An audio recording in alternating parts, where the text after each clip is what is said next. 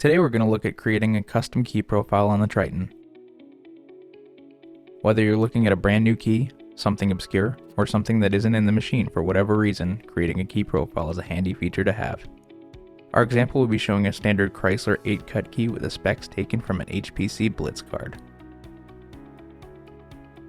From the main screen, hit Custom Keys. Then hit the Add New Key button.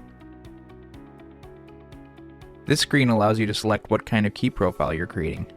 In this example, we're demonstrating a double-sided key, so we're going to select Double Standard and hit Next. Select whether you're creating a tip-stopped or shoulder-stopped key and hit Next. This is the space input screen.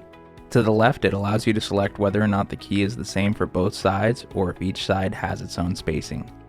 Most keys will be the same, so we're going to hit AB Same. The bottom grid shows how many spaces are selected for your new key profile and will allow you to input up to 10 spaces. Use the plus and minus buttons on the right of the grid to increase or decrease the amount of spaces to fill in.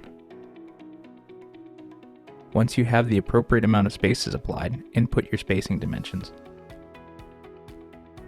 Take note of the scale here.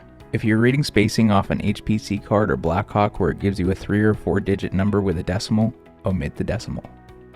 If you have a key that has a uniform distance between the cuts, you can fill in the first 2 spaces and hit the Auto button for the rest of the boxes to be automatically filled in based on the established interval.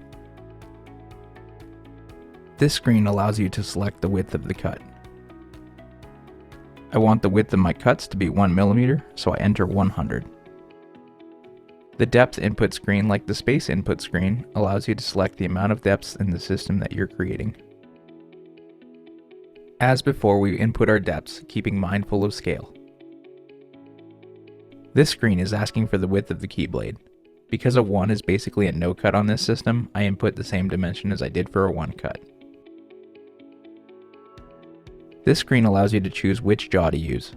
D-jaw has a support down the middle where the key rests, so it's the best choice for most edge cut tip stop keys. Here we're given the option to name our creation. We're going to go ahead and call it Y159 tutorial. Press OK to continue.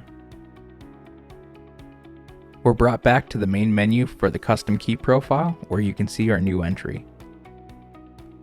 Opening up our new profile brings us to a somewhat familiar screen, though with a little less information than we would usually see. Let's go ahead and test our profile by decoding an existing key cut on another machine. Here you can see that the profile correctly decoded a key to the key code M005. Upon comparison, when we cut a new key on our custom profile, you can see that the tip profile is a little different than the original, but all of the cuts end up in the same location.